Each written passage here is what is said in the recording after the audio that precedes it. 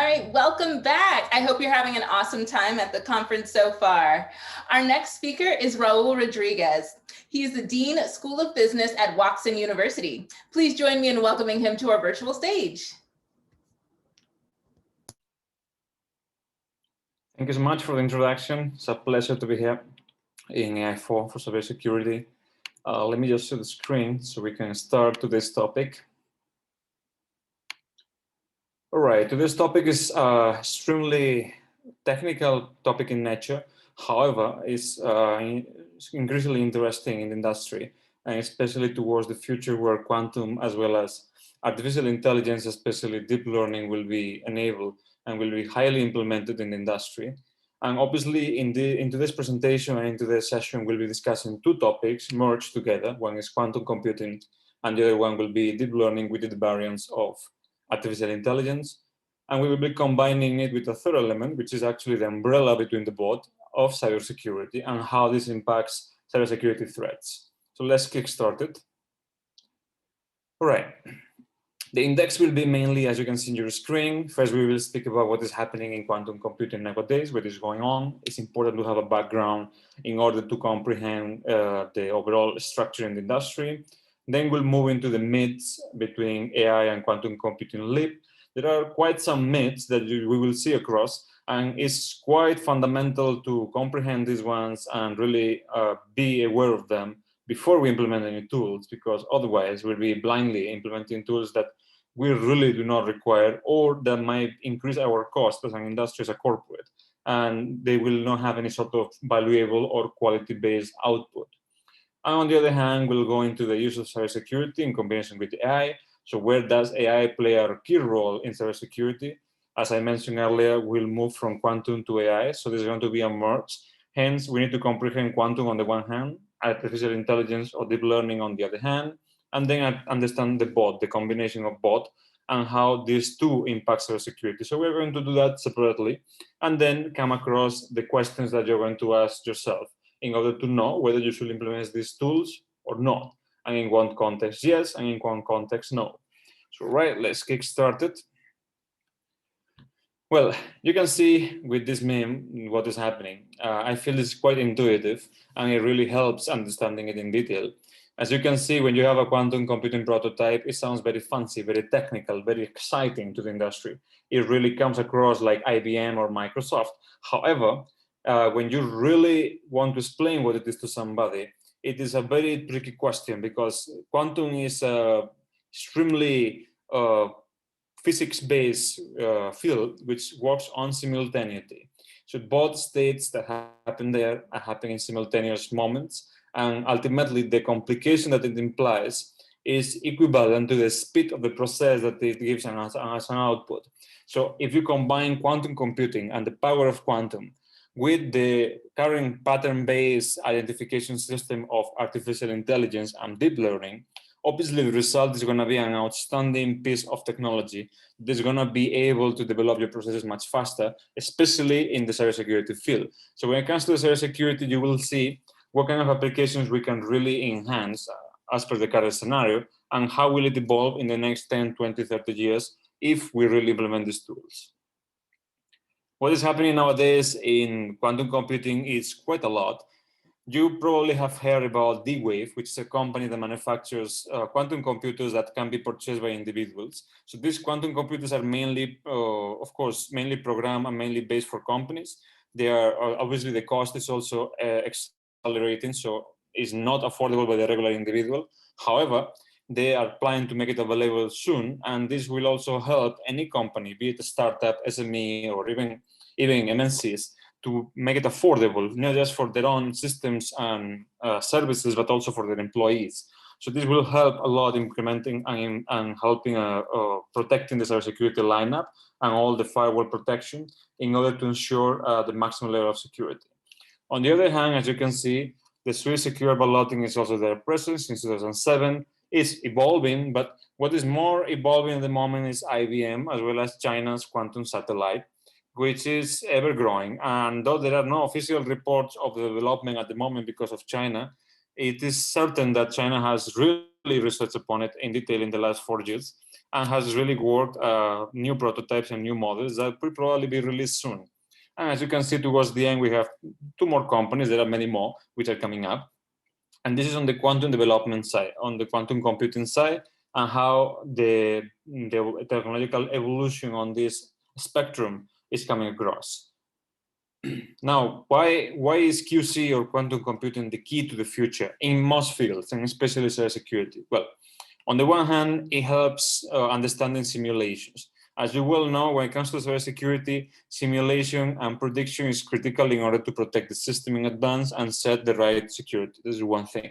On the other hand, it helps not just on simulations, but also on making it a design-driven simulation. So this helps you speed up the process. This process might take lots of time, depending on the system and depending on the database, as well as on the amount of firewalls that you wish to portray. But considering this, if you do a simulation-driven design, it can really help you improving your systems, making sure that this is simultaneously happening. And on top of that, there is a pattern recognition-based system, which is going to come across and sort out your database as well. And as you can see towards the last points, this is going to create a problem-solving ability for the system, where it's going to learn by itself. It's a self-learning process, also called reinforcement learning, learning by trial and error in the artificial intelligence or machine learning / deep learning concepts. So when we implement reinforcement learning in the systems, along with the speed and power of quantum computing, obviously the results are going to be quite outstanding, and especially considering databases and systems. What are some myths in AI quantum? There are plenty, but these are 4 of them which I wanted to highlight. On the one hand, you can have AI is software. Many people said this, AI is software. Now, AI is not really software. AI is mainly math, yes. It's mainly cryptography, yes. And of course, it's part of statistics also, but is in the core is psychology and, more importantly, philosophy. So it has a base of liberal arts landing into computer science and math. So with this combination, and of course with the quantum AI leap, understanding this can really help us understand our systems also and how we implement these tools. On the other hand, there's a very huge trending, which is quantum will speed up the process.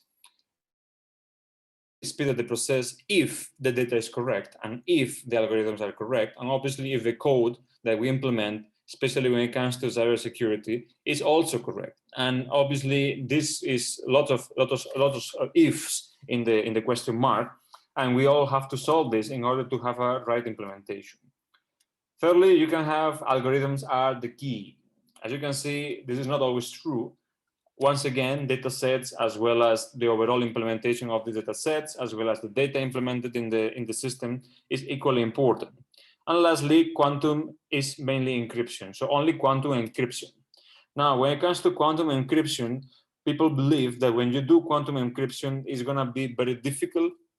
And when it comes to the cybersecurity context, it's going to be very difficult to break the system. On top of that, if there is a quantum algorithm, quantum-induced algorithm, along with deep learning, they produce a certain firewall or certain protection.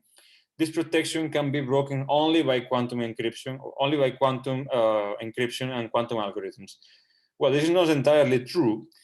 Even if you create a quantum encryption, that does not mean it's unbreakable. In fact, it can be breakable if done correctly and with DOS as well. So we need to consider all these scenarios and understanding in the years to come.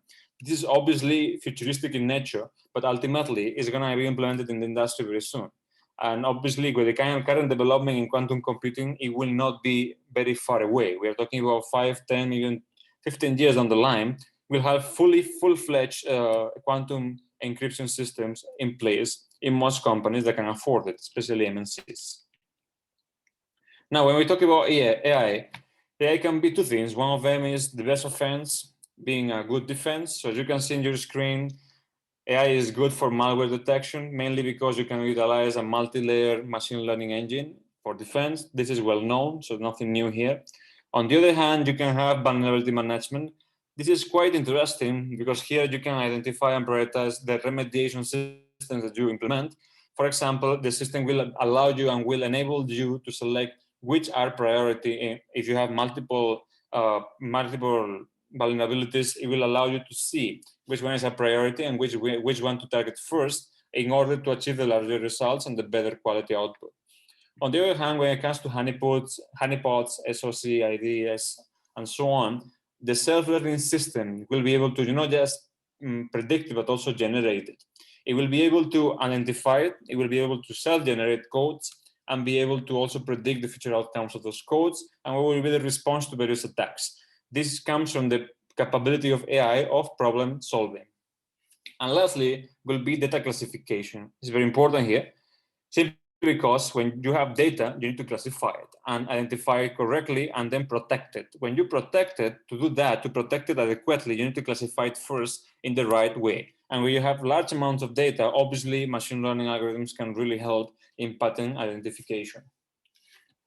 And on the other hand, apart from an offense, of course, AI can be the best defense, portraying it as a good offense. So AI can be wonderful for defense, but it can also be wonderful for offense. Now, AI can predict and protect you from malware, but can also create malwares, which is very useful in certain contexts. On the other hand, it can also create botnets. Now, this comes from the so-called smarter zombies. And you can see that when it comes to quantum, it can really enable this process much faster. Then when it comes to phishing, obviously in terms of social media or social engineering, as well as scams through email or WhatsApp nowadays, it's pretty useful to actually enable it and be able to attack the system in order to build a good defense. And ultimately, conditional attacks, as well as classifying the victims, is also quite fundamental, especially when it comes to the blockchain scenario. And when it comes to classifying victims, obviously this optimization part is going to play a critical role. As you can see, this is the AI side. Now, just think of it. AI side is pattern-based identification system. When you combine it with the speed process and the power of quantum computing with simultaneously, ultimately it's going to give you an output. That output is going to be faster, it's going to be more powerful, more accurate, and obviously it's going to be in a larger spectrum better. And ultimately, before we conclude, we have adversarial AI. Now, in adversarial AI, we are going to adversarial AI inputs. Here, we are going to build basically defensive AIs, which is very important. For those who don't know, adversarial AI is a system which creates algorithms by itself and tests its own algorithms with its own defense system. So it's a self-testing mechanism, we can say. And this helps you protect yourself before somebody else attacks you in advance. And this, of course, can be done through data poisoning, model stealing, as well as feedback weaponization. And this can be done extensively in order to create false alarms and false red flags and be able to target those before something happens. Ultimately, this is a very basic cybersecurity concept, testing before implementing. But obviously, when done with adversarial AI, the actual software developer or programmer, or the particular expert in this case, does not have to do it. The system will do it by itself. And as the system grows, the data set also grows, the system will test itself extensively as well. And when it comes to the risk, there are many risk databases, of course. There are only 4 ones I would like to highlight. When you want to implement these systems, and though it might look very useful and it can be also profit generating if done adequately, you have to consider main 4 underlying factors, which are human biases, technical flaws, usage flaws, and security flaws. Now, there can be many along the way, of course, as you can see on your screen, especially in relation to governance, design, and monitoring and testing. But mainly, I would like to focus on the human biases, which are very common nowadays. Think about it. When you let an AI system, especially AI-induced or quantum-induced AI system, program for yourself and program for you, there is going to be an original code which was programmed by you. That code is biased. Why? Because it was programmed by you. It has certain bias in it, so that bias cannot be eradicated. It can only be minimized. So to minimize that, you have to balance out the technical flaws as well as the usage flaws. So it's a huge conglomerate that you have to look at in order to implement this correctly first. And in order to conclude, something that you need to ask yourself, firstly will be, do you need AI? And secondly will be, will you benefit from AI? AI meaning quantum-induced AI algorithms in the context of cybersecurity. Now, if you need AI and you believe you do, the first thing you need to assess is your threats and risk. Do you have enough threats and risks to do it? If so, do they require such advanced solutions? One. Secondly, what is the current maturity in your cybersecurity status? Now, you need to understand where you are and where you want to be or where you need to be. And secondly, on the larger question, will you benefit? Well, you need to do an ROI, obviously, a return on investment. What in this investment-based output? And secondly, will be, can it actually detect, cluster, or classify predictions in general terms? If not, will you need humans for that? Or could a human intervention have help? Or is there a time frame that the particular quantum-induced AI algorithm could not achieve or could achieve that a human could not?